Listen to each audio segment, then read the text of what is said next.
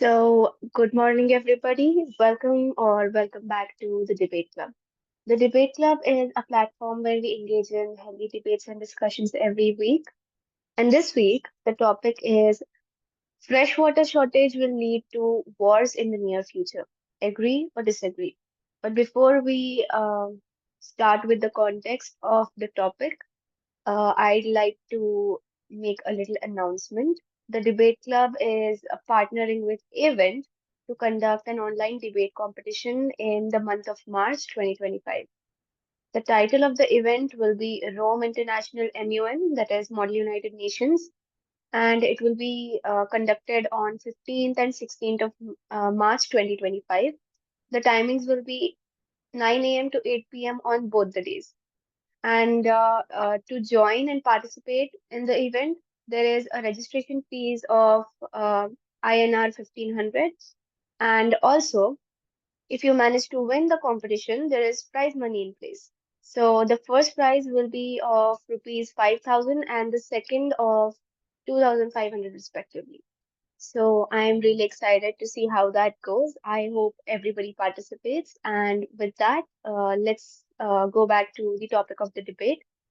That is, freshwater shortage will lead to wars in the near future. Agree or disagree? So to set the context, there are two stances. One is to agree, and the other is to disagree, obviously. And proponents who agree that freshwater shortage will lead to wars talk about the historical precedents that were the conflicts that started due to scarcity of water. For example, the Nile River conflict between Egypt and Ethiopia, and inside India as well. We have seen various conflicts arising due to the supply of river water, right? For example, Tamil Nadu and Karnataka. And there is also an increasing demand for fresh water with the global population. And by 2040, the demand for freshwater resources is expected to exceed its availability, which again heightens the risk of conflicts due to this reason. And because of climate change, there is intensifying water scarcity going on, and the weather has been really unpredictable. And this may lead to competition over limited water resources, which again increases the risk of conflict. And there is also economic and social stress, and these stressors can contribute to social unrest and conflict. And soon, fresh water may become some sort of, luxury over which economies are going to be competing. And there are proponents who disagree that freshwater shortage will not lead to wars because there is international cooperation over water management that has already been seen in the past.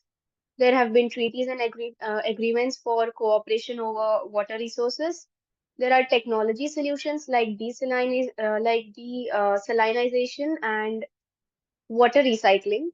So these can help us recycle non-usable, non-drinkable water into fresh water, which is ready for use of consumption. And then there are economic incentives and alternative dispute resolutions. For example, in case there is some war breaking out in the global economy over freshwater resources that are now like very scarce, international organizations like the UN can create frameworks or make modification to existing ones so that cooperation is built between various countries to use these scarce water resources. So, with that context in place, I now declare the floor open for debate. People who wish to speak will have to use the reaction button to raise their hands. Thank you.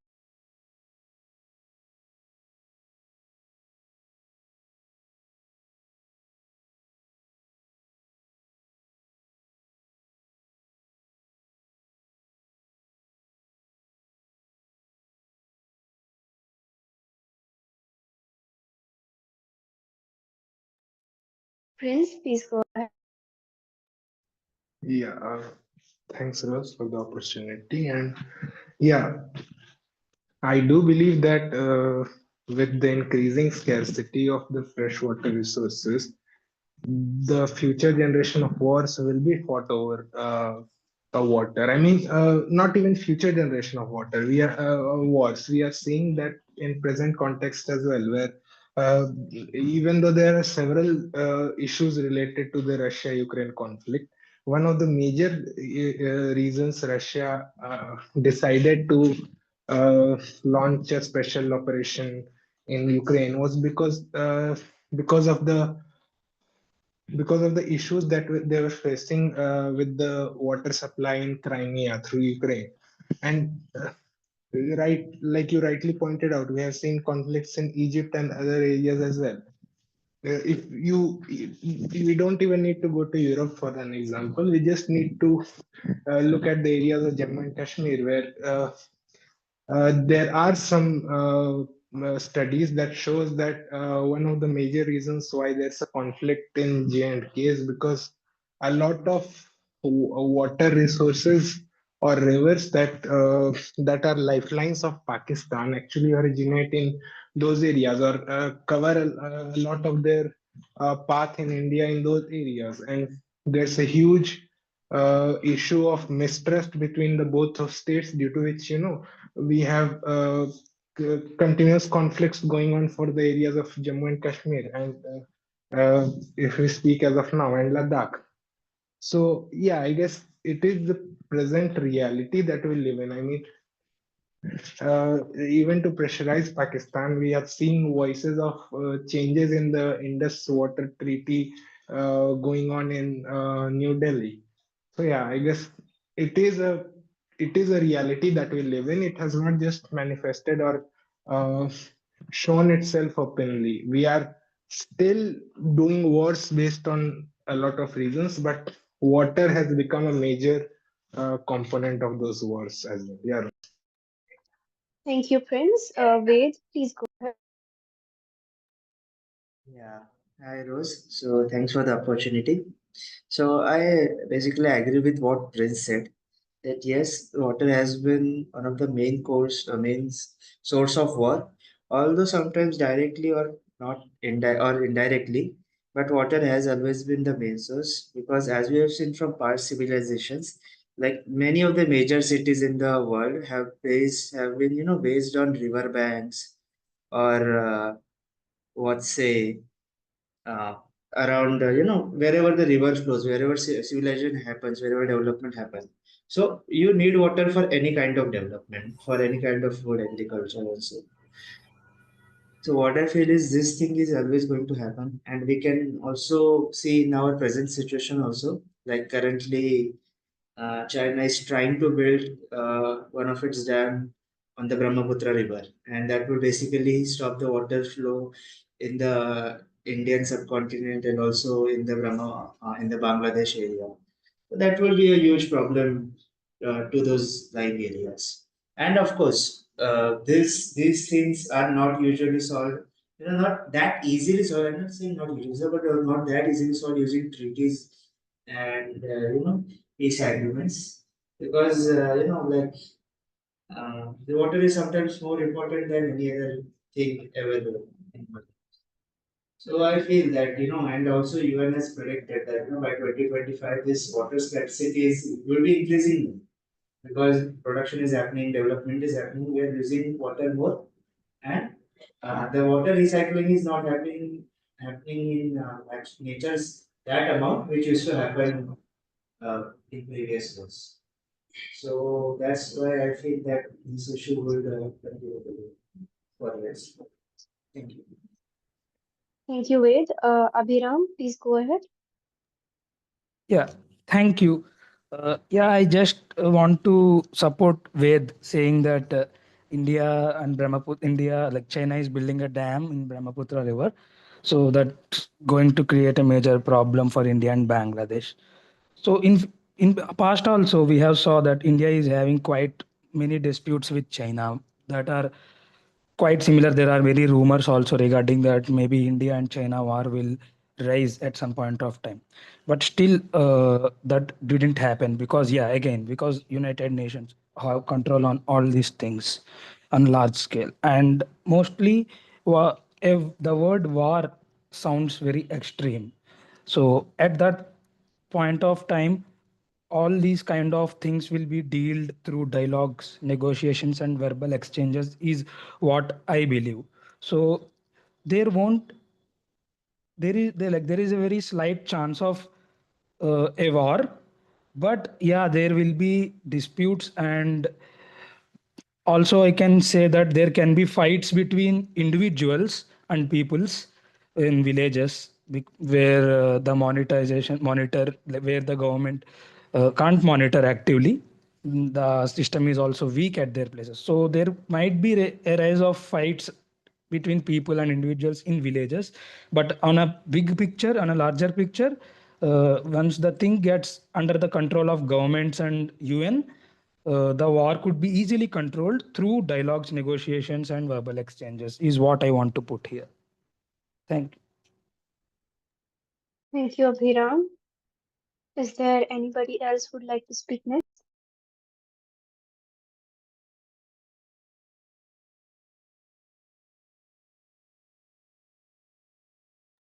Yes, please. Yeah. So since everyone is agreeing, I want to expand a bit on my previous arguments that uh, we see these constant wars going on in the different areas, and Rose also mentioned while setting context that there are disputes and armed conflicts going on between Indian states for these river disputes. And this is not just the situation of one state or one region. I mean, there are constant feudalistic wars going on, actively going on in Africa for the control of these resources. I mean, water and rivers are known as the mother of civilizations. And as you all know, the 21st and 22nd century is of Africa. Well, maybe 21st century can be shared between Africa and India, but 22nd century will be entirely of Africa because of their birth control numbers and their developmental potential that they have because of the natural resources.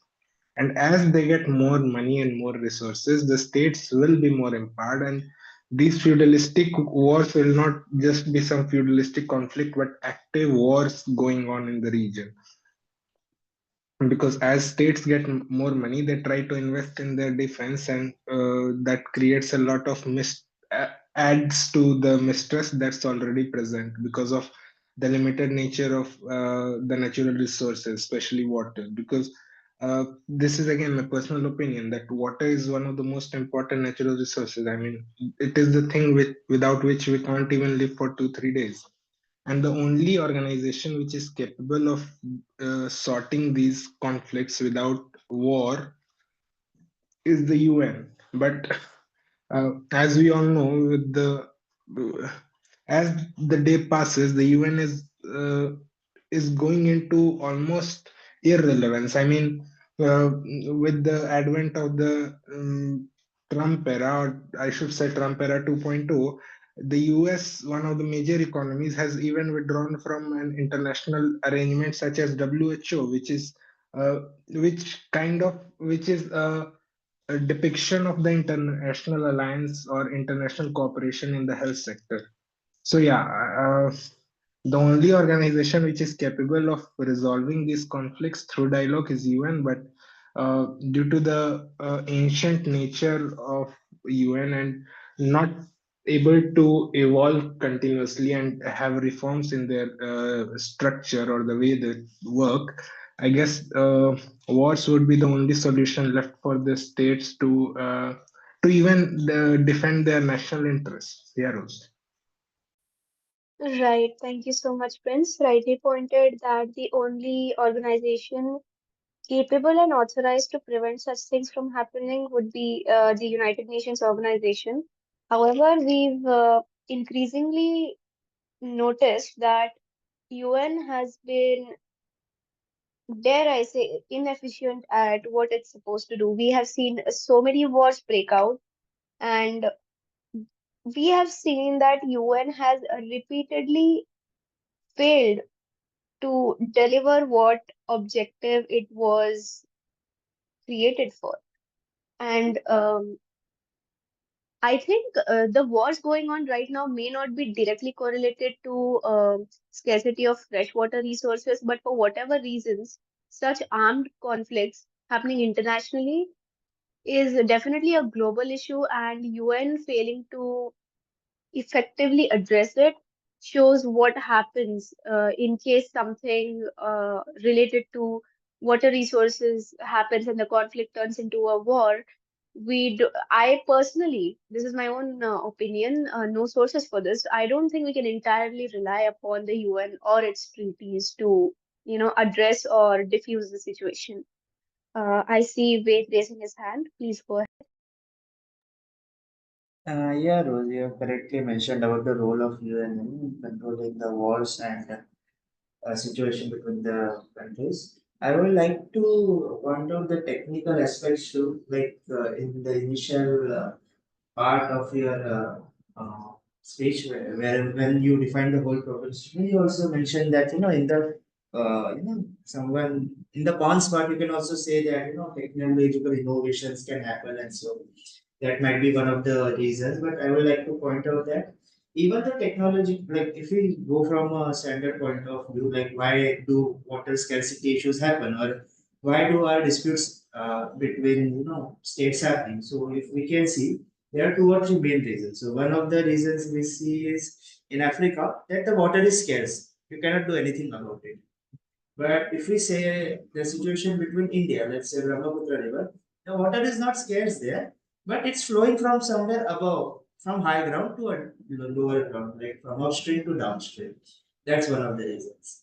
So we can see that there are some two or three reasons, and like even if there are some technological, advancements, the cost to deploy these things in those regions it will be very much. Like I don't think Africa will ever afford to deploy or use that solution, even if a solution gets arise, or even even if a solution gets arise, I don't think it will be that scalable on such a large scale, so that tons and megatons of water can be produced or can be transferred without solving the disputes and so.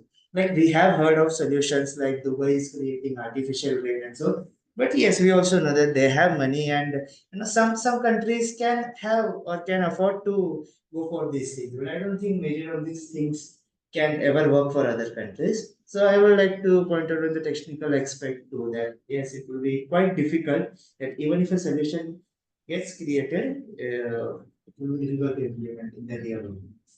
Yeah, thank you. Thank you, Ved. I kind of agree with what you said, like solutions may be created in the near future, but can the country in question afford it?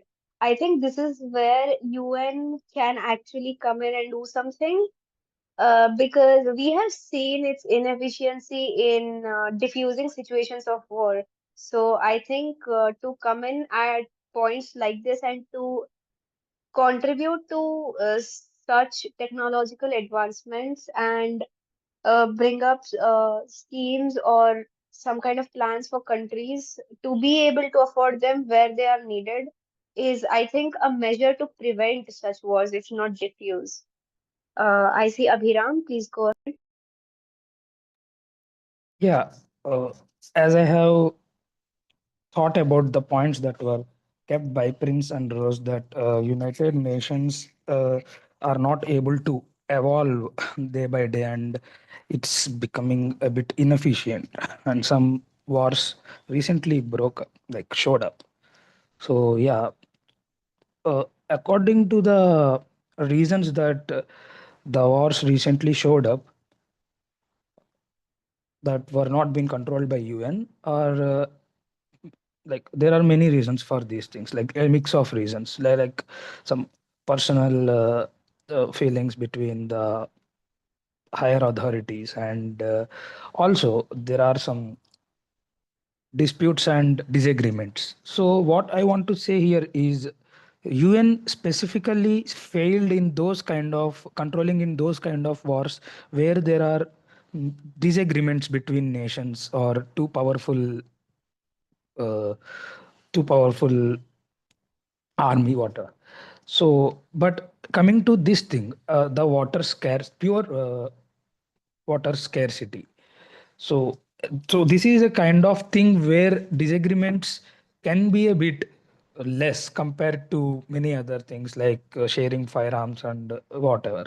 So these things can be managed. Again, the same point that I kept at the first, my first argument, that however UN is not evolving and it is becoming inefficient. But this is a place, like this is a kind of situation where the UN strong strength from the starting of its established date lies where negotiation and verbal action is, does work. So, however, you are saying that UN is like there is a chance that you there is like not, we can't completely rely on UN. But what I would say is, and in this kind of situation, we can rely on UN because yeah, again I said this is a situation where disagreements will be less because like both the sides need the water to feed like to supply to their own people of their own country.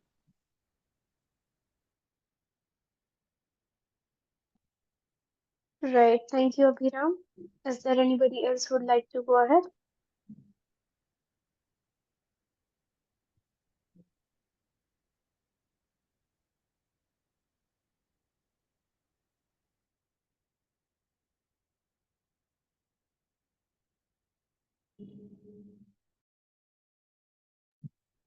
Hi, Rose. So I would like to add just some few points.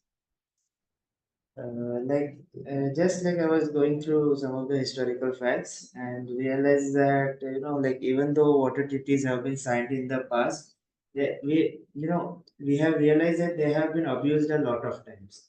Like the treaties between India and Pakistan, that there's water treaty as mentioned by I guess Prince, but Pakistan accuses India of building dams and so, and India then again counters it by saying that no, like that's the need of the hour, and if we don't do it, then there will be too much water in their area or in the downstream. So, and similarly in other states too. Like even though treaties are formed, they have been abused to a lot of limits. What I am trying to suggest.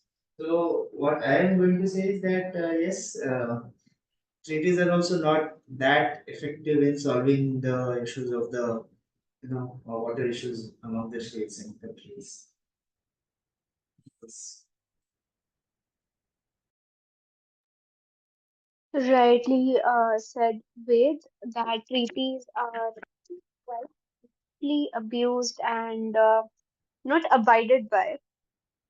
As quoted, for example, the conflict between India and Pakistan. And the same goes for the conflict between Ethiopia, Egypt, and Sudan, if I'm not wrong. And also, I think regarding there is also one conflict going on in the Middle East as well. I think involving Israel, Palestine, Jordan, and Syria. So I think water conflicts are not something that are unusual.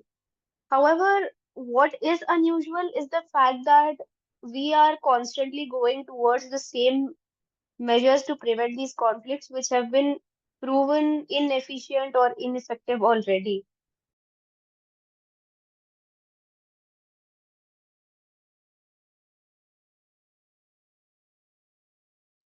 Yeah, I agree with it. I strongly agree with it.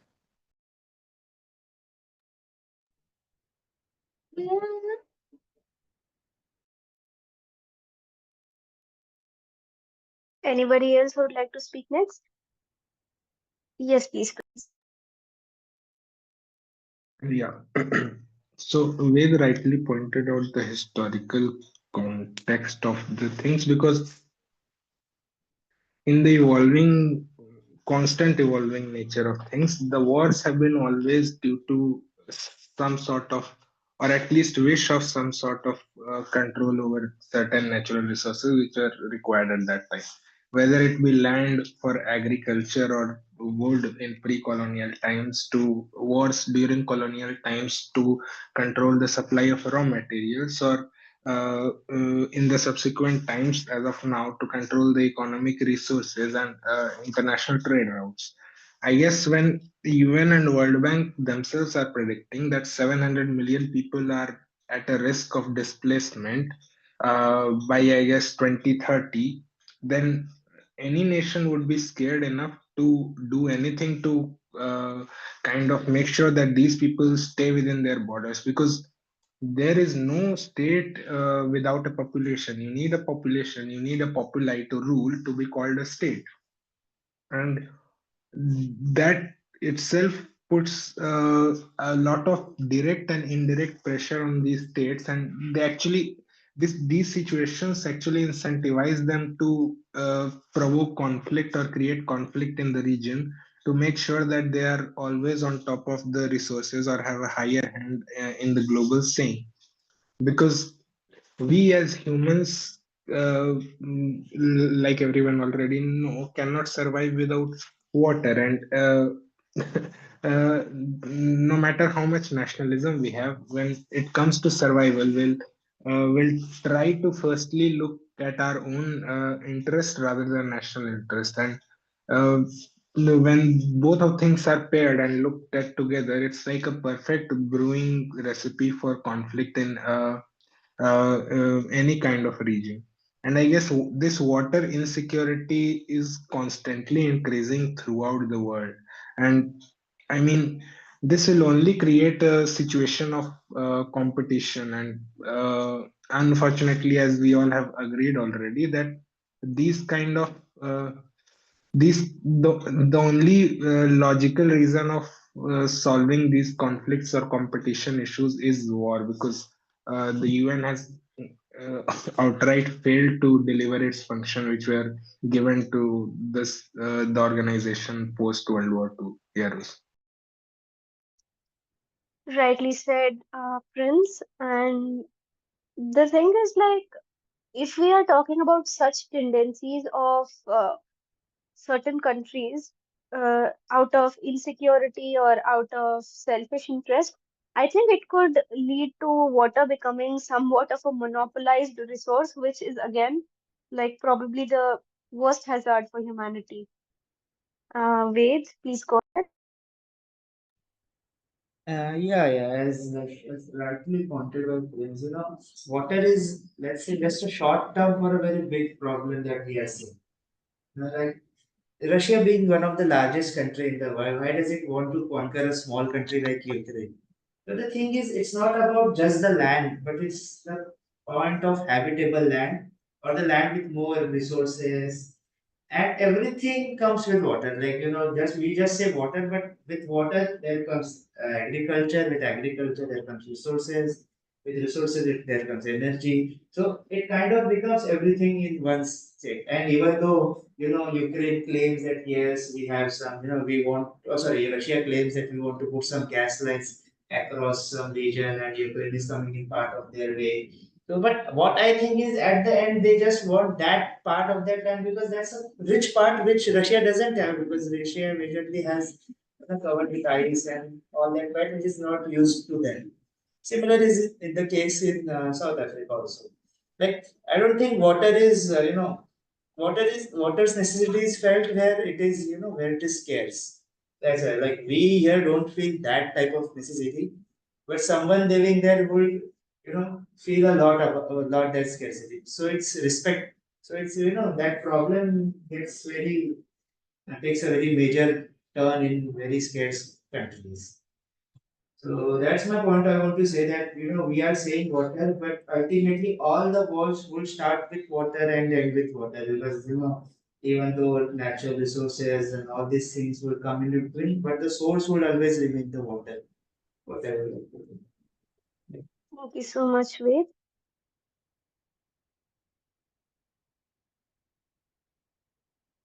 Anyone else? Yes, please, Prince. I'll just add a bit to what he said.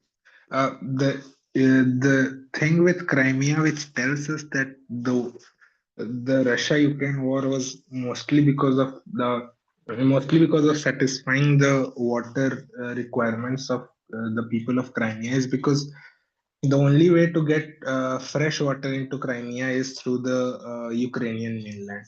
And we can see that the major intention of Russian state was to ensure that Crimea gets continuous supply of water, because throughout 2014, when Russia occupied Crimea, and 2024, we have seen a declining, a sort of declining supply of fresh water from Ukraine to Crimea, even after even if the population of Crimea is rising. I mean, this this divergence actually shows that maybe there was kind of an attempt from the Ukrainian state to kind of blackmail Russia to get out of this region without any conflict. And we have seen that in the initial days of the conflict, Russia even occupied the northern areas till Kiev, and they had no problem withdrawing from those regions. I mean,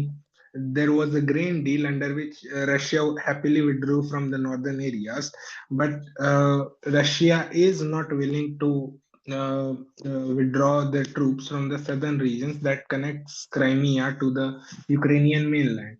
Uh, Additionally, I'll also say that I mean, we have talked about it, but we have not gone into depths. But that it is right that the wars will be due to the scarcity of water as a resource.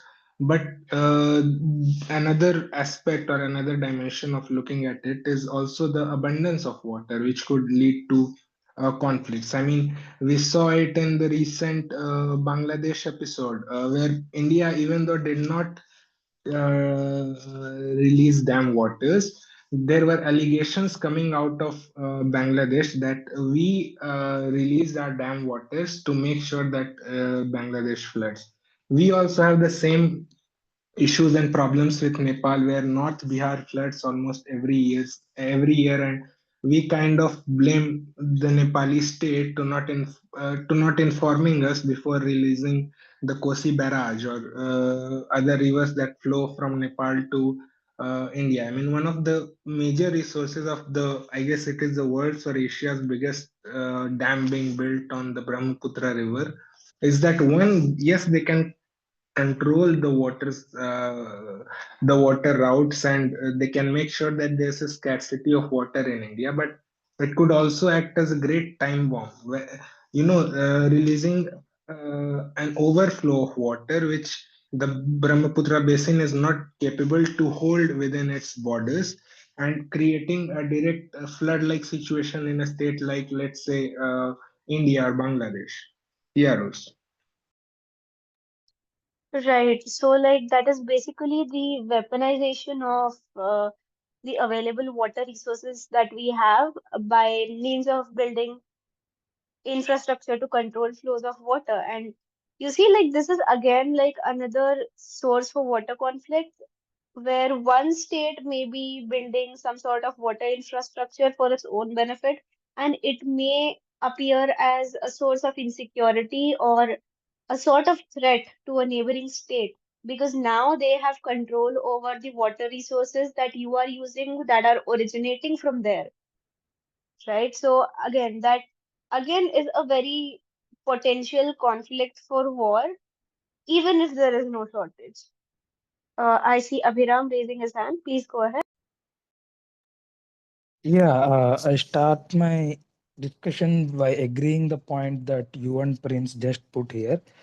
So I also want to put a fact that the 71% of our world is actually covered with water.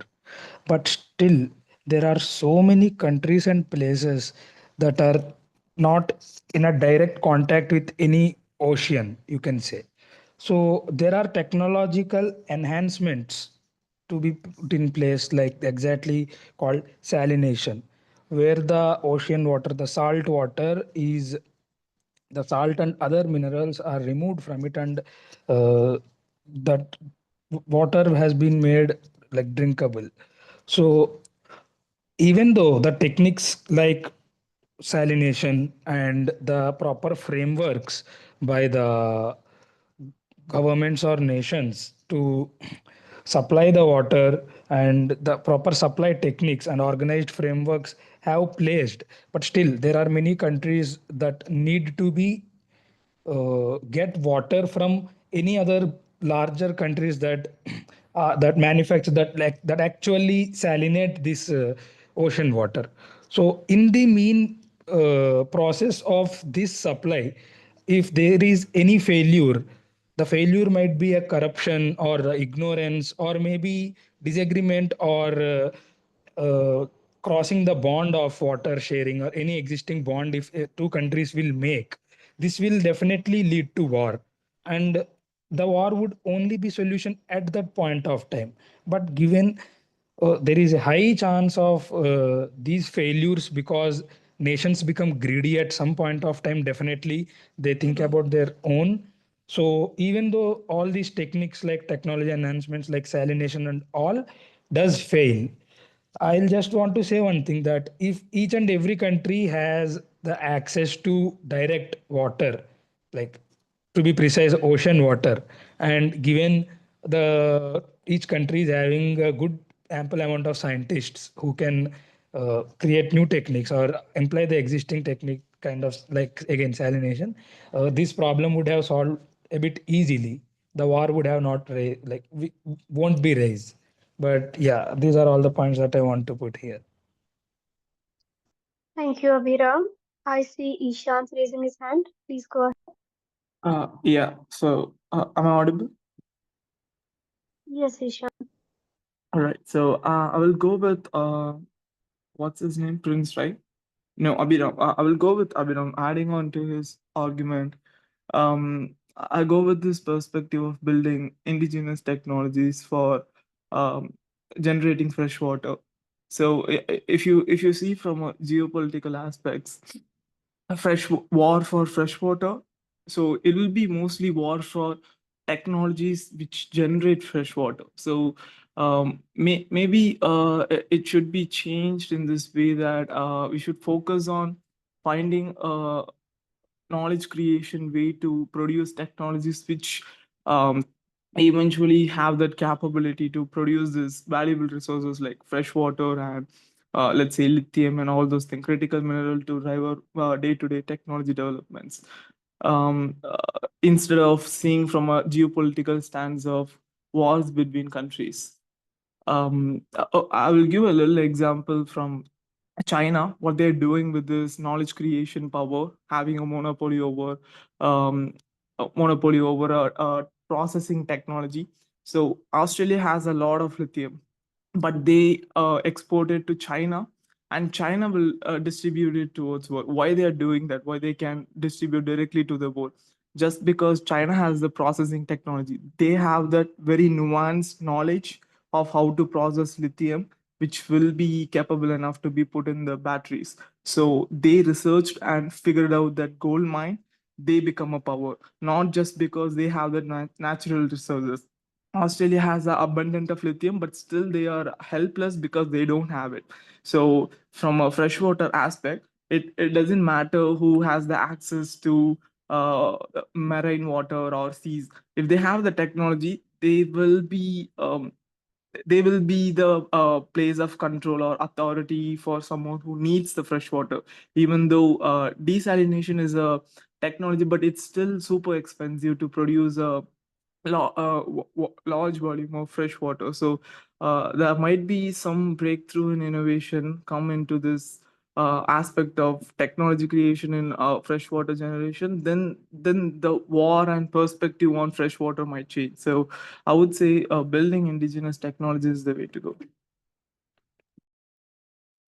Great perspective, Ishant. And rightly said by one of the previous speakers that there's an abundance of water on the earth.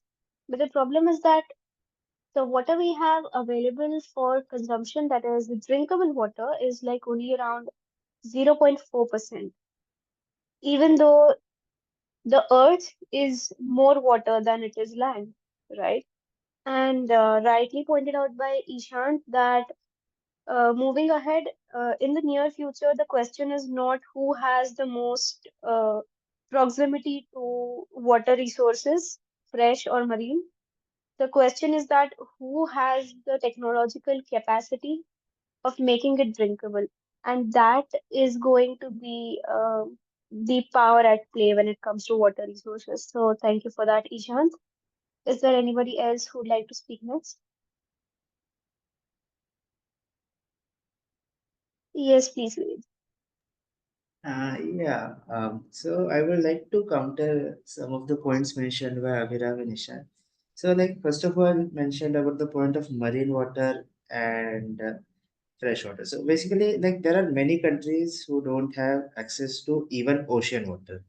There are many African countries which are internal, have no boundaries shared with any part of ocean, or even European countries. So, like technically it's thinking, like just not technically, just normal having normal geography knowledges. How can you bring water into a land when there is no marine land? It can only come if there is some kind of glacier, or else I don't think that it will be very difficult, or some kind of river flows into them. These are the only two methods, in which we can bring the water inside. And as someone someone mentioned that the it doesn't matter that if a country is surrounded by marine water or not. If there is technology in it, we can have water in it. But it's like, even if you have some technology, you will need some kind of water in it. Or even if you have the technology, you will need some money to afford it. And if you don't have water initially, as we have seen, these countries don't have the money for it too. So basically, some superpower has to, kind of fund for them, or has to, and then that will be again a game of powers, like, okay, we have this technology, buy from us, etc. Even if that gets produced. And after that, again, it will be a kind of a chaos situation, because that technology, even if it gets produced, it will not be afforded by any of them, because since the present countries who don't have water are very poor and can't even afford their basic necessities. So I don't think that technology development also would increase or improve their situation in that case. Yeah, thank you. Thank you, Ved. Ishan, please go ahead. So I would agree with him on the later part of the argument that, of course, you need economical flourishment to create any sort of technology. Technology is by nature, research is by nature is expensive. But to give a counter argument to his initial point on technologies won't create like differences. I would like to give an example here. Let's take Canada and a bunch of Western European countries, where most of their gasoline and other gas for winters come from Russia, and for Canada it comes from the northern Canadian part and some from America. So they had this problem, so they built a pipeline distributing these gases. We won't be experiencing this stuff from a tropical country, but they have this problem. The temperature goes so low, even the distribution of gasoline in the pipeline freezes. So they came up with the innovation to put up a heat filament around the pipelines. So it sends the temperature, it increases the temperature heat according to the temperature over that. So it's a little bit of innovative engineering to fix the problem, because the gases freezes after a certain temperature. So even a place which has no proximity to create fuel, which is a critical part for everything, because the fluctuation in economic or even a public market comes from that gasoline. If something goes wrong with Saudi Arabia or somewhere in Middle East, things will be um, totally different or crazy in public market, just because everything runs on that, right? Transportation decides prices of necessary things. So even a critical things like, let's say, a black coal, called as black coal, like fuel and gasoline and gases are distributed across this, let's say, most inhabited places, but still people are living there. Just because technological innovation, we have that advantage over knowledge. We had that science, and we can use that science to do some engineering and technological breakthrough to make things happen there. So these are really wild. Even thinking back like 100 200 years ago, no one have believed that we would have did this sort of engineering to fix problems in that area. So yeah, it's a matter of economic flourishment. Only people has money can think about technologies. But when you inherit the spirit of building new knowledge, creating things from seeing things from a different perspective, creating new science, and from the new science you have new set of insights to do new type of innovative engineering. So mostly scientists and engineers are critical part of the country who thinks in that way. Um, so I think it's not about proximity. It's not even not more about the economic sense. It's about the spirit and the human capital to think in that way. So mostly lies down to creating knowledge. Again, creating knowledge through research that forms this extra advantage over anybody. Like let's say even you said about African countries. Even if they don't have a middle of the African continent, don't have any proximity to ocean and marine water desalination, they can create pipelines and maybe counter their own problems with their own indigenous innovative solutions. So there are possible solutions with technology, but yeah, economic point makes sense. But seeing Africa in 22nd century struggling with water, and they would there is a high probability they would be doing economically good from the sense as internet and they're connected with world. So things might change. So again, like technological emphasis is the real priority in this war for fresh water. Thank you, Ishant. Abhiram, please go ahead. Yes. First of all, thank you, Ishan, that you have covered quite few points that I wanted to put here uh, to say that the first part of the Ved's argument has a bit flaw in it. So I will again give a broader description that what I wanted to say. Uh, if Ved was conscious when I was arguing, I was exactly saying this point that there are many countries that are not sharing direct boundaries with oceans or marine water, that is like water bodies. So that is the reason why any superior power, say like UN, should create organized supply chain techniques and frameworks and alliances so that the countries those are in direct touch or contact with marine bodies and have the capability to create water that are drinkable to share with the countries that are not in the direct access with it or which are poor or which are not economically stable.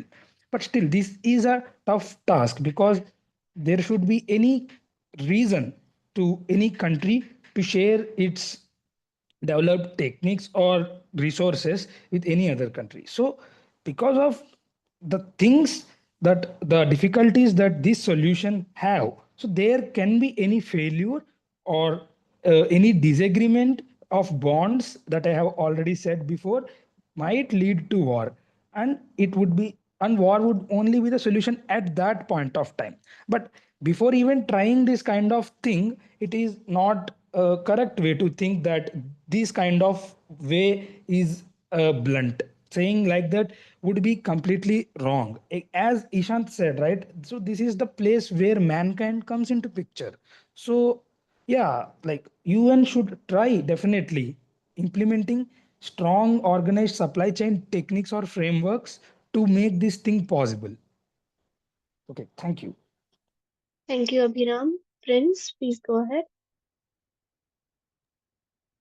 Yeah, I'll just reply to, I guess, Ishant said something which was actually really great. That at the end, it's about the technology of the desalination plants. And I do actually believe that if we have to solve this water scarcity issue, then these type of technologies should not be IPR. They should be considered a global property. I mean, the only place where the desalination plants have uh, fruitified or are present actively doing work is Israel.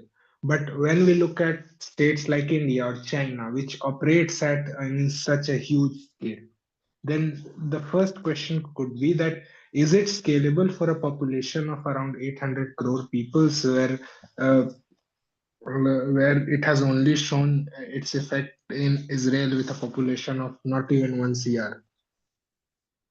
And I mean, the state, Israel does not even have, they have a very, very less population, even less than Delhi. So we need to actually increase the efficiency of desalination plants to much greater heights to even make them viable for a state like India or a state like Vietnam, which are suffering to, get do with their daily lives. I mean, I don't think people are still at a position where they could afford these desalination plant waters in the third world countries, even in some second world countries.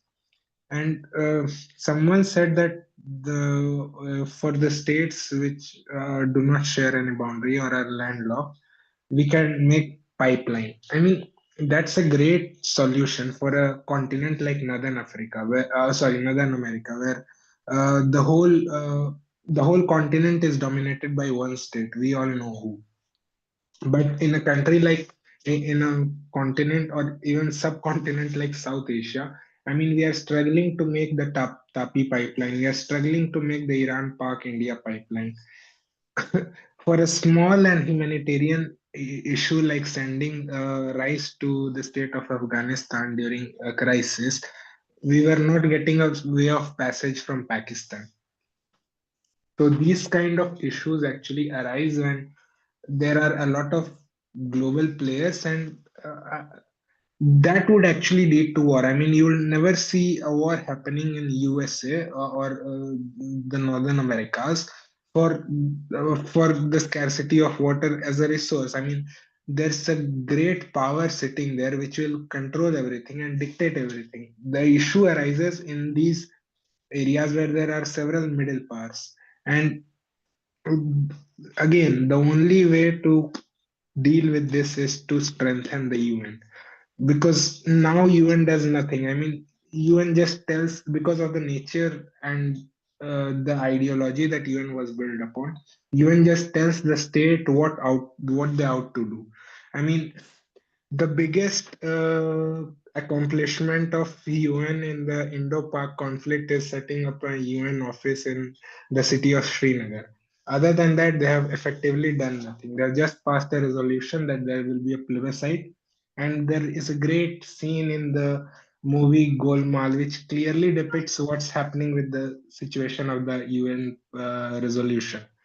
The Indian state is saying that Pakistan, as the first step, have to remove their army and all the administrative people from the POK area so that we can conduct that plebiscite. And uh, the people of Pakistan, not valuing that, are just saying that you conduct a plebiscite in Jammu and Kashmir. It's the classical Golmaal scene of Dikhana Dikhana and Lagana Lagana. Yeah, Rose. Thank you, Prince. Next up will be Ved. Yeah. So I actually agree with what Ishan and Abhiram said related to technology. Ki Yes, we should truly believe in human intelligence and human advancements, and think about furthering our prospects on the part that there will be at some point of time that such a technology will be developed. And so I can't disagree on that, because that's the future thing, and I don't know how much technology has been yet been developed. But the thing is not about just being the technology developed. The thing is about, as mentioned by Prince, is there a union to implement this technology? Like, even as Abhiram said that you should set pipelines or so. But how easy? Let's say I want to set up a pipeline to a country which is middle, shared by no boundaries, and any other countries sharing boundaries with them and having connectivity with the ocean, will they agree to give their part of the land to set up pipelines? That's the main question. Is there a unity between the countries that that helps them to set those things, and that everything that helps them to solve their water crisis? Even if there is a technological advancements, how scalable is it, or how implementable is it, and how reliable is it? That's the main part of the question. Like as pointed by Ishan, that he gave an example of a gasoline pipeline that was being set between among Canada and Russia and Europe. I agree, this is true. And first of all, these are rich nations, as we all know. And second of all, water is a much bigger resource and a much scalable resource. And That's just something that we, that cannot be just be solved by setting up, like pipelines. I cannot disagree to that, but yeah, that's something that we need to think on a large scale also. And of course, even if you want to solve a situation for that, we will need or require a union of all the neighboring countries or all the countries, because that's a resource that cannot be contained to just one nation or one part of country that is surrounded by four walls. No, it needs to be shared. It needs, because it's a source. You need it comes from a source. It goes to a destination. You need to control. You cannot just contain it within a land. So that's the thing. You will need union of all the countries to have any technological advancement or solution to implement it with it. So that's the point I would like to point. Thank you. Yes, I agree. The scalability is a really big issue in this aspect.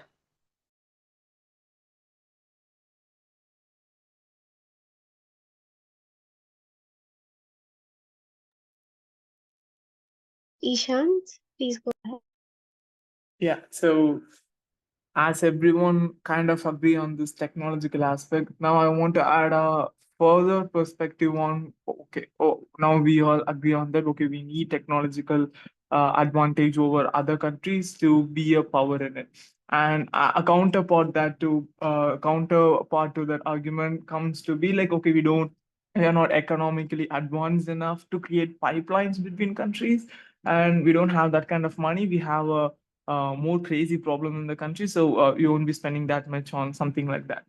So as these contexts said, I want to come up with arguments which boils down to our very own problem, which can be fixed, which can indirectly impact our stand on geopolitical stage. So for example, who will go for war, and war against whom? Anyone in the country dare to go against war with US? No, probably no. Even Russia would have a lot of nuclear arms. They would think like more than like they won't even go against it. Like they search for some other diplomatic way to fix the problem instead of going for a hard war. So war are usually waged against weak power. This is the history.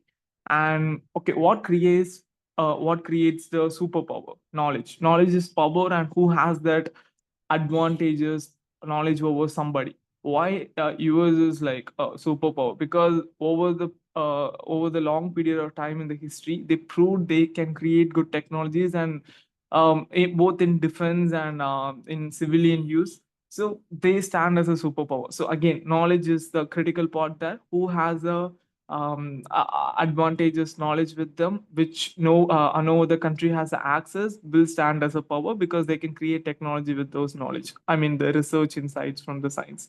So what can be done in this stance where the economically less developed country, what they can do to create knowledge?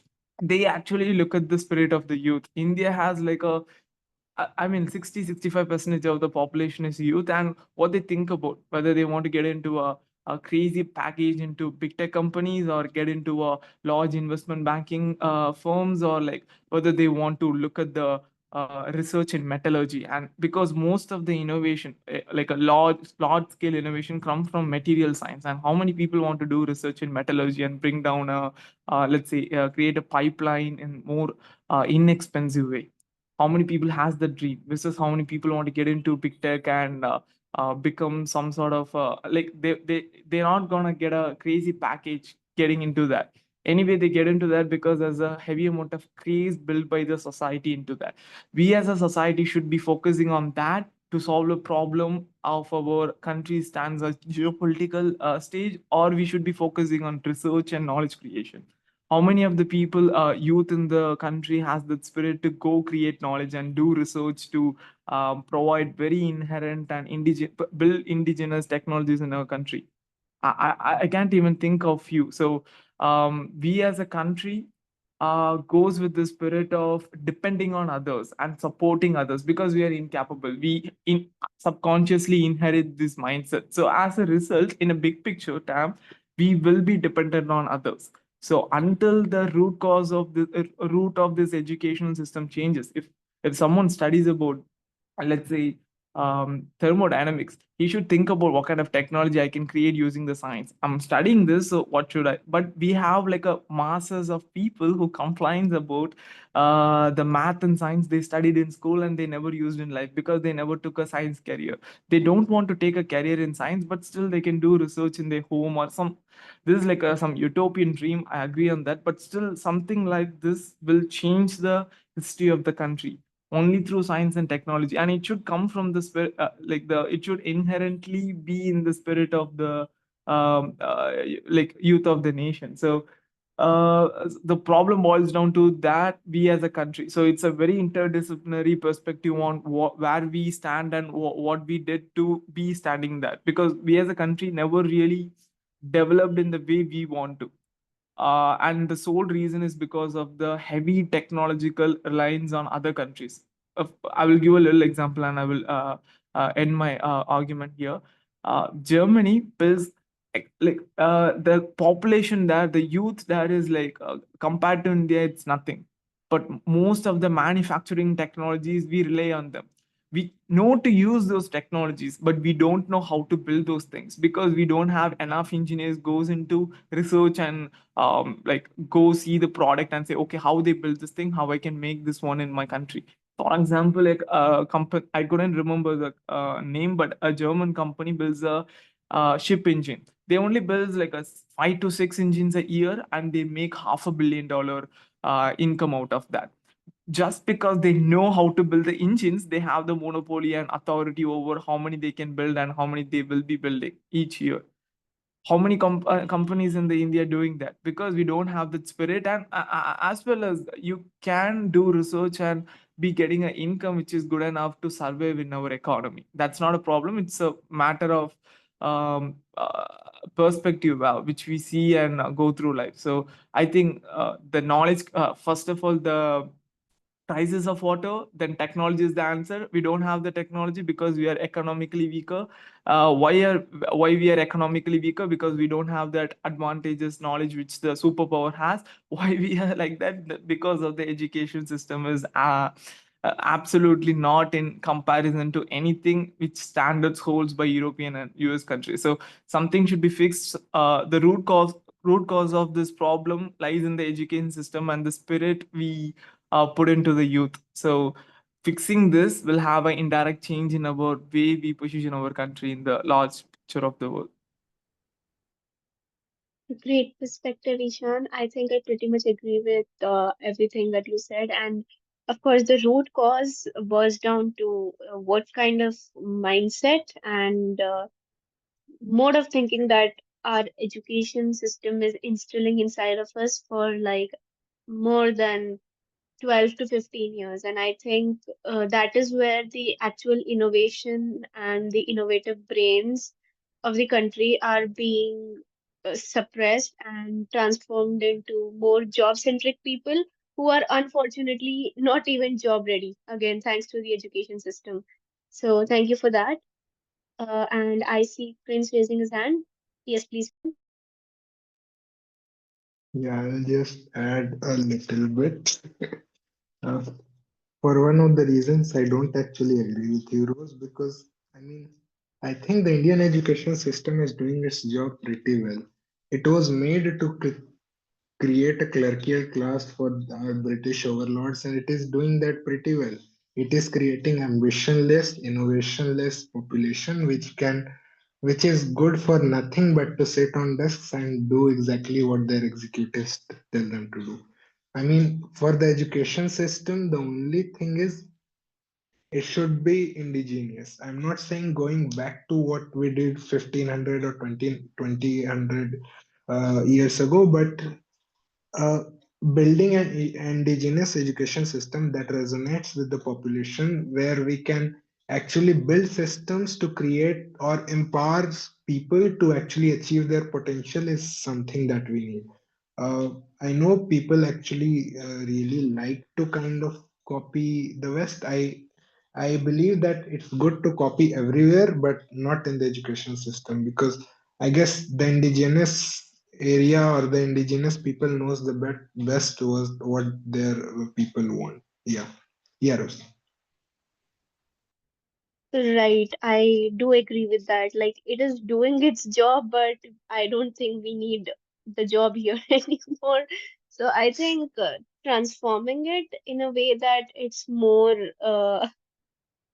hands-on. So people who are uh, going into fields of STEM actually experience it instead of just breaking their head on top of a textbook. I think that is what will truly transform the education and let people explore and experiment with innovation.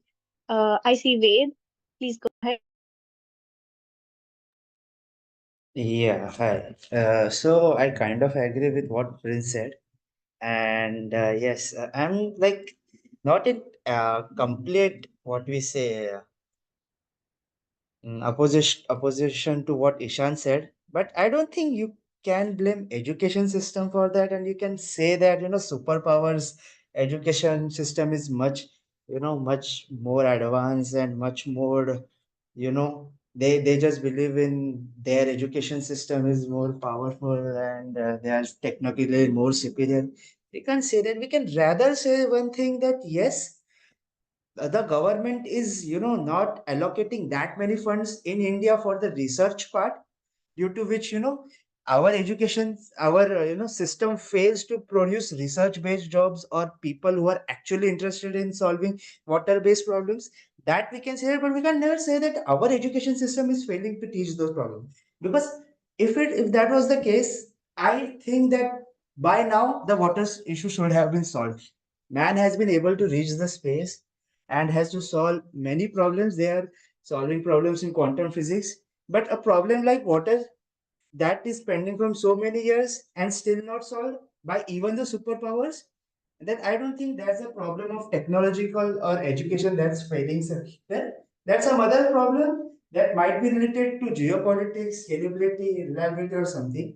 And even coming to the part that we comparing our education system with some other superpowers education system, that I can't really comment on that. But what I know of, according to my experience and or according to my education, or according to my what we say environment that I have been being in, the education is, we can say yes, there is some part that you know the there are advancements in US and Europe.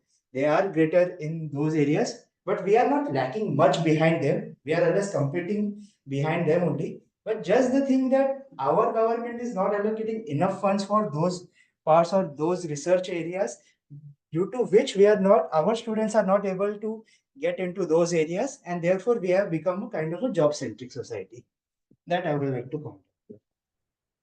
Thank you. Thank you for your perspective, Ved. Ishan, please go. Okay, that's a great argument, Ved. I would agree with you in some sense, but still, I'm not so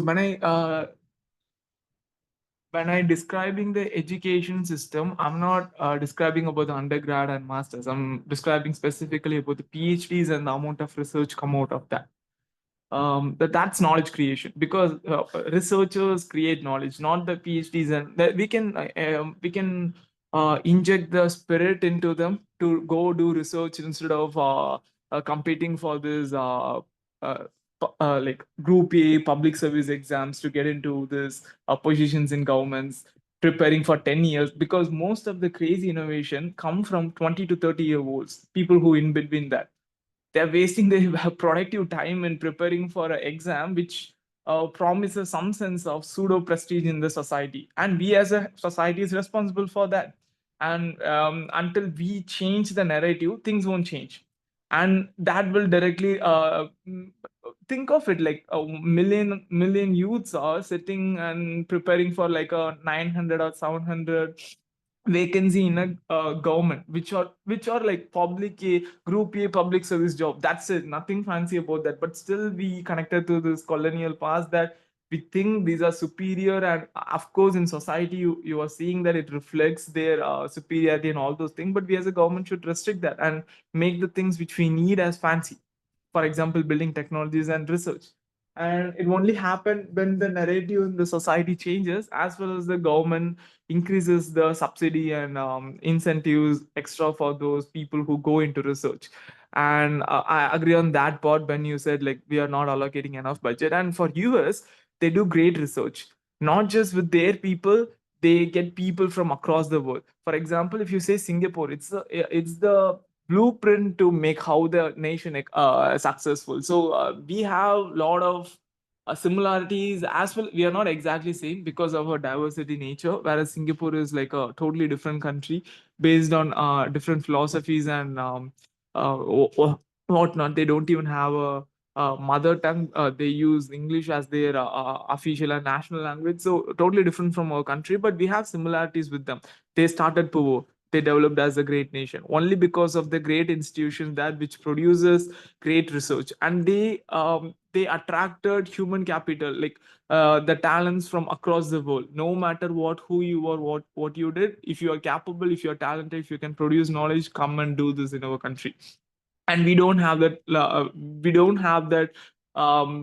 way to see things from our end. For example, IITs won't take a lot of um, those are premium institution in our country, and won't take a lot of international students because those are built with the intention to take people in our country and produce engineers. But the time is across. We need a lot of collaborations, and we need human capital to improve our country. If you're restricting it, it's kind of affects our youth in a indirect way, and we don't realize until we see people. Like for example, and you told about quantum physics. My research lies in quantum information and computation, and I do research in quantum error correction. And a lot of good papers come from MIT and Caltech. And in India, you won't see like that much coming up. People are doing research, great research. They have sacrificed their fancy job in Western world and come here to do a job in India in academia, which is great. But you don't usually see breakthrough papers coming out of India, just because of the sheer amount of research potential we lack in. And if you see us become a superpower in last 50-60 years, compared to like UK is like it has a legacy, and England has a legacy, and it's a superpower. Why is that? If you see Caltech single-handedly ruled this research world in astrophysics and space for 50 years. They fought a single institution, fought with all the institution in Western Europe, which has a lot of funding, but still they stand there. Just because we can learn from them, like what they did different from our research institution, which produced those incredible amount of knowledge. And in Caltech, not just Americans, Indians went there. It's about creating the knowledge base or the environment where knowledge prospers. You can think about Nalanda University, which based on our own values. Those institutions exist. People across the world came here, and we don't have that environment nowadays. Like who comes here to collaborate on papers and who creates knowledge? Whereas Caltech is that kind of place. Whereas IITs are not, ISER is not, IACs are like.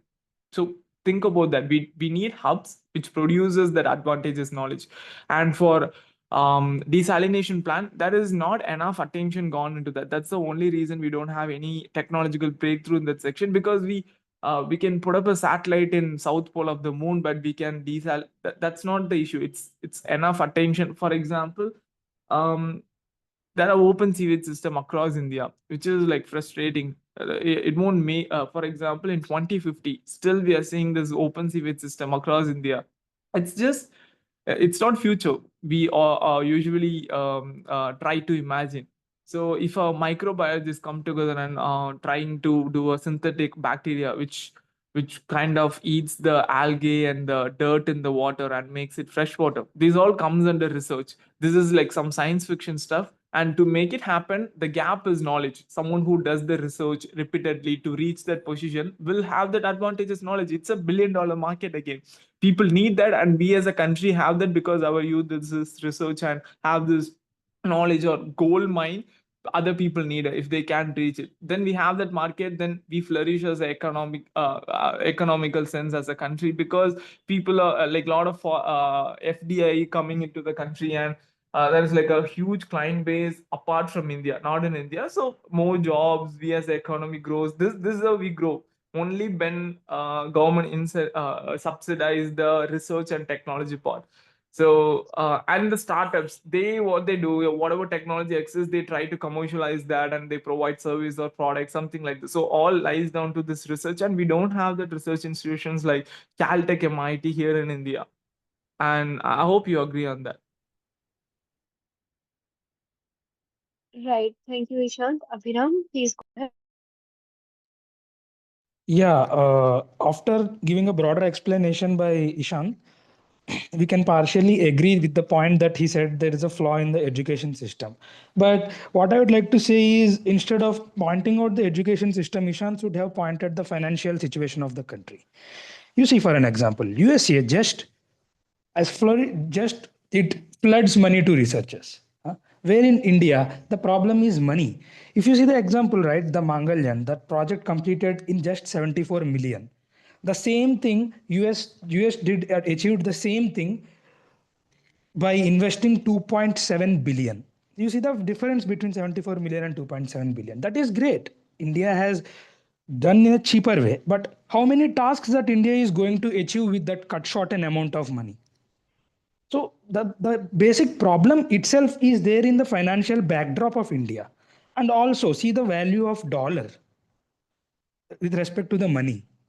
So at the end, also the situation has also become like that US companies start to hire people from India, make sell services to companies like Infosys, TCS, and all other service-based companies in India, because to make works cheaper, to make work in a cheaper way. So as far as the dollar value increases and the rupee value gets down, or you can say the financial situation of India gets bad and bad, this thing is going to improve more and more only. So slaves and workers will definitely increase. You have also mentioned that there are million of people who is going to write the civil service where there are only 700 to 900 seats available. There are only million of people for UPSC. You see, there are around 150 200 million people who are going to software sector and settling up for 15,000 20,000 per month.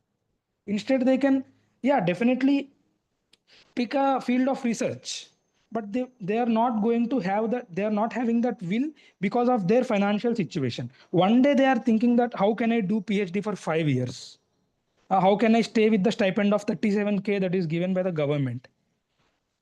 And how can I manage a family? How can I marry? So all these things at the end again depends upon the personal financial situation, and also the financial situation of the country itself. So pointing out the education system is okay, it's fine, but it's partially making a wrong sense or flaw here. Instead you should have said that the financial situation or the value of rupee is very less compared to the US, so that's why it's going into research more and funding more into the research. Thank you, Abhiram. Ved, please go ahead. Yeah, I guess we can all agree that we have kind of lot of diverted from the main topic of water and tried to actually compare the education things between US and India. But even though even though whatever is the thing, I agree with both points of view, what Ishan said and Abhiram said, and both of their points of view are agreeing in their areas of expertise. But even after that, will that solve the issue of water? That's my main question to everyone. Like, even after even after USA having so many Nobel laureates, after having so many patents published, how much of that, I know there has been a lot of research in water and many possible solutions have came, but what have they been implemented on a large scale apart from the desalination plant and those things? But how have they been implemented in the large scale? That I would like to ask the question. And have the startups really worked on that? And have they really, solved the issue? That's the thing. I know USA has done that, but has USA solved the issue in South Africa? That's one of the question I would like to ask to everyone, whoever is agreeing that, like the education background and the technological background is must be improved, because it's like, there is a thing education to actually solving problems, and there comes a lot of ways. There is research, there comes politics, there comes geography, and there are a lot of things and roadblocks that which we are quite skipping and directly jumping to the solution part. And of course, the financial situation, mentality, everything that comes. So that I would like to point out. Yeah, thank you. Thank you, Ved. Ishan, please go ahead. All right. So this is like a great set of arguments we are doing. Just really feeling happy about that. It's a great dig down. So we came from geopolitical stance for freshwater to education system, then we gone back to finance. So I'll try to give three arguments on finance, the spirit of the spirit which injected by the education system, and the water crisis technology, whether we have it or something on that. So for finance standpoint, so if you look back in the past, in the Greek philosophies, the political elites and the intellectual elites, or the people who discuss research, both are same. The Plato is someone who is in the court of Greek kingdom, as well as he is the intellectual elites of his day. So for example, if he was present in current India, he would have conducted a conference like nature of taxation, very fundamental truths. I mean, the philosophical dialogue between certain topics which seems to be controversy, people are not benefiting from that, but at the same time government would have put a lot of thoughts into that before coming up with this thing. So the answer would be like coming up with the conference like, okay, nature of taxation for 21st century, 21st century India. What should be the thing? We should because historically after independence we tried copying other people's economical strategy. For example, Nehru copied like a 7-year plan of Russia and integrated a 5-year plan, which is an absolute disaster. And still we're recovering from that in some sense. So we should be having that sort of thing, but current India don't have like intellectual elites or nor political elites. Both are like in a different zone, and we need conference something like that to come and discuss this thing. So only through that we can fix it. But uh, apart from that, finance will be like that until these things happen. That's the only reason those kingdoms in those times flourished, because they had constant dialogues and discuss things from a very philosophical points, like very fundamental truths, what we needed, what we are doing, will it because nowadays it's too much nonsense and nuances, like this 12% tax for this, and these things won't get anywhere. Like we are playing with the complexity. The more the complex plan you come up with, the more disadvantage it has on the economy of the country. So for finance, this is the thing. So if you look at the past, which country flourished, they have this um, more philosophical approach towards everything, led from finance, administration, military, everything. And we don't see that happening nowadays, because people see it as a waste of time or something in that way. But the classics, the classical literatures mostly lies on that, and they as a kingdom flourished. And for the education part of it, I think we as a country has our own nature to teach something, or we have our own set of things. We don't want to copy the uh, Western education system and try embedding that, but we should come up with our own. Again, as finance thing, we should come up with our own thing, think about the country, and the polish is should be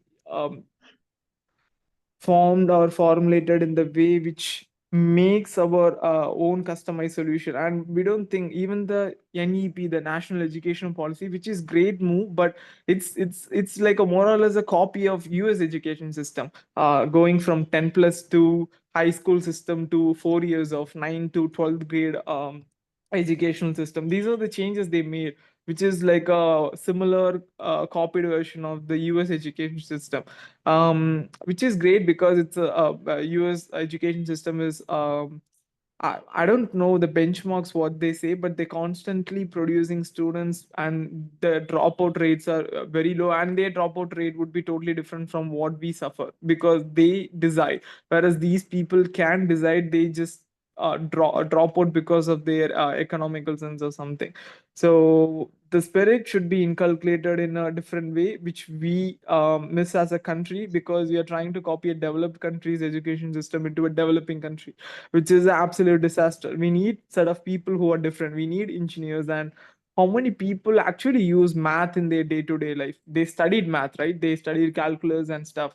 how many truly understood those things and how many truly seeing this in a real world application? Nobody. Even if you compare it with US, all the I'm not comparing this Harvard and Ivy Leagues, even the state universities across US are capable. The professors know what they are saying and what they know. They know, like, who do and like what do in their subject, and compare it with the universities in India. Like, it's just the standard is too low. Not just because we don't have people, we miss the core reality. Like, emphasizing on rote learning produces such professors and such students in the economy who become incapable in the problem solving situation. They can think critically because they are learned in a different philosophy of rote learning, which is absolutely pathetic.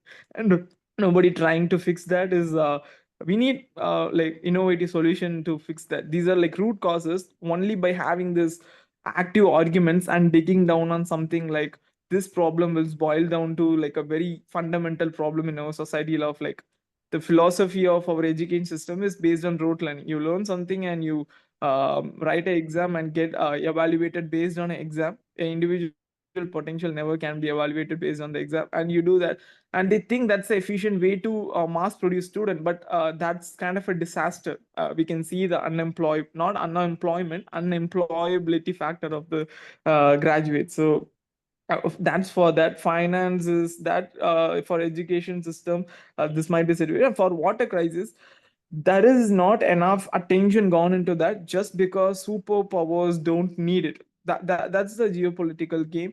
If they need, for example, Saudi Arabia has like a huge, like, I don't know whether you have seen that.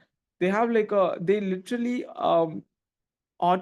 they control weather in some sense. They create like huge desalination plants. They make rains come through cloud formations and cloud seeding and whatnot. So when they need that and they have money, they can make it happen. Although Saudi Arabia is not like a technological superpower, they have a lot of money because of the natural resources, so they can buy those technologies. And speaking about technologies, it will come from the spirit of creating it, not just because you allocate 37,000 to a PhD students. And I spoke to a lot of PhD students, and they are equally clueless about it. Okay, got a good marks in my undergrad and masters, and I'm in PhD, so I'm gonna do. They don't have that spirit that I'm gonna solve this exact problem. They're searching for a problem in this 5 years of PhD. So let's say undergrad has a problem. Okay, I want to fix this desalination plant. He will start to read a bunch of research papers, try to understand. He won't understand at the first, but he will try to understand it. He will gain more knowledge on that. He will have a set of perspective that nobody in the world would have, because he's the only one doing independent research on that. And those are the spirit I'm emphasizing on to create from education system, to think critically and do research on independently, not through that 37K stipend given by the government. These all possible when we formulate a policy which are specifically needed for our country's need, not copying others one. So I will end with this thing, but it's like a great argument, set of argument. Right, thank you so much. It is 12:32 and it is time we wind up the moderated debate session so we can head into the unmoderated session, which will be a discussion. So, people, you can now start with your concluding statements. Please raise your hand.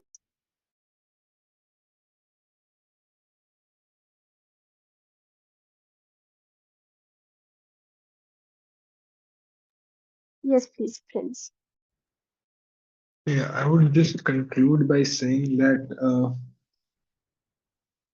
the debate topic is kind of ambiguous because I will say that fresh water will not lead to wars in the near future. Fresh water has led to several wars in the present times and in the past as well.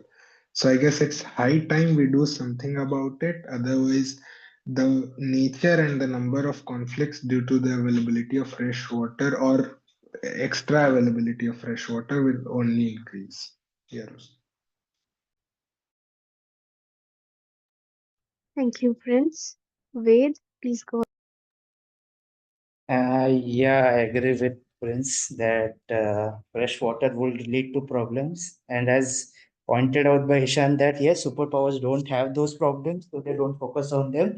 So naturally, the problems of those poorer countries will be ignored, and one time or sometime in future there will be wars that might or might not be used by the superpowers for their own benefit. That's a different era or different questions. But yeah, that would be the scarcity or the abundance of fresh water will lead to wars, because water is a resource that cannot be controlled that easily.